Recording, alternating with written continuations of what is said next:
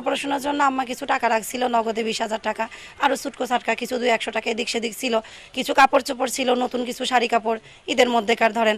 মানে এমন একটা বিচ্ছিরি অবস্থা যে মানে কোনো ইয়ে নাই। এই ধরেন ফ্যান চুরি করেছে, ওই জগ নিয়েছে, কি ঘোড়া নিচ্ছে, টাকা পয়সা নিয়েছে, সব মিলিয়ে নগদ 20,000 টাকা, মানে গুনতি টাকা তো নিয়েছেই।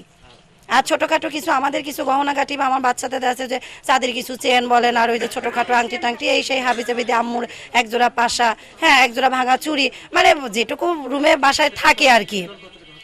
টোটালে আমরা যদি সব এখন যেহেতু যেরকম ইয়ে সব কিছু যদি আমরা মিলাই তাহলে লাখখানিকের কাছাকাছি হবে, তার বেশি না হলেও তার কমও খুব কমও হবে না, বুঝছেন? এরকম একটা অবস্থা। এখন আমরা খোঁজ করতে করতে দেখছি এরকম ইয়ে।